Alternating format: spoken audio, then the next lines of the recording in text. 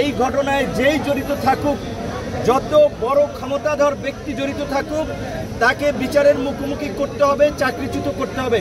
কিন্তু দুঃখজনক আমরা দেখতে পাচ্ছি ওই গতানুগতিক তদন্ত কমিটি গঠিত হয়েছে, মিটিং চলছে, প্রতিবেদন আলোর মুখ দেখে না। এই যে প্রায় 35 দিন হয়ে গেছে, একটা বিচার বিভাগীয় তদন্ত কমিশন করেছে, তাও তাদের কর্মকাণ্ড কিন্তু আমরা গাফিলতি দেখতে পাচ্ছি। আমরা বর্তমান প্রধান উপদেষ্টা থেকে শুরু করে উপদেষ্টা, অন্যান্য আইন শৃঙ্খলা বাহিনীর ঊর্ধ্বতন কর্তৃপক্ষকে স্মরণ করিয়ে দিতে চাই, একটি বিতর্কিত নির্বাচন করায় সাবেক নির্বাচন কমিশনার নুরুল হুদার গলায় কিন্তু জুতার মালা পরানো হয়েছে। সাবেক প্রধান বিচারপতি বাইতুল মোকাররম ইমাম পালিয়ে গেছে দেশ থেকে। সুতরাং এই 29শে আগস্টের ঘটনার বিচার না হলে অনেকেই আমরা যদি বেঁচে থাকি রাস্তায় অপমানিত হবেন, অপদস্থ হবেন এবং ভবিষ্যতে তাদের গলায় গামছা আমরা পরাবো।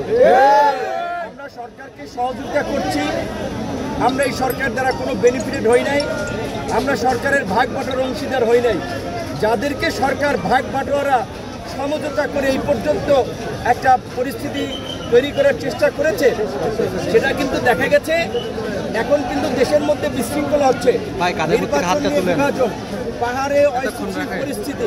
কাজী এখন যদি একটা সুষ্ঠু নির্বাচন, বহুল আকাঙ্ক্ষিত নির্বাচন, সেই নির্বাচন যদি না হয় তাহলে কিন্তু দেশ আবার একটা সংকটে পড়বে। তো সেই সুষ্ঠু নির্বাচন কিভাবে হবে? একটা দলের প্রধানকে যদি এইভাবে আক্রমণ করে তার নেতা কর্মীদের সহ, এবং দেখেছেন তারপরে আমাদের শ্রমিক অধিকার পরিষদের সভাপতি তাকেও আক্রমণ করেছে গাজীপুরে, তাহলে কি হচ্ছে? এই সমঝোতার নির্বাচনে যাদেরকে সিগন্যাল দেবে তারা নির্বিঘ্নে ওই আওয়ামী লীগের আমি ডামি নির্বাচনের মতো প্রচার প্রচারণা চালাবে, মিছিল মিটিং করবে। যাদেরকে সিগন্যাল দেবে না তাদেরকে এইভাবে হামলা করে আক্রান্ত করে মাঠ থেকে তাড়িয়ে দেওয়া হবে। তাই আমরা মনে করি সুষ্ঠু নির্বাচনের পূর্ব শর্ত হিসেবে এই ঘটনার বিচার, এই ঘটনার তদন্ত এবং জড়িতদের বিরুদ্ধে শাস্তিমূলক পদক্ষেপ নেওয়া জরুরি। অন্যথায় আগামীতে যে সুষ্ঠু নির্বাচন হবে সেটা আমরা বলতে পারি না।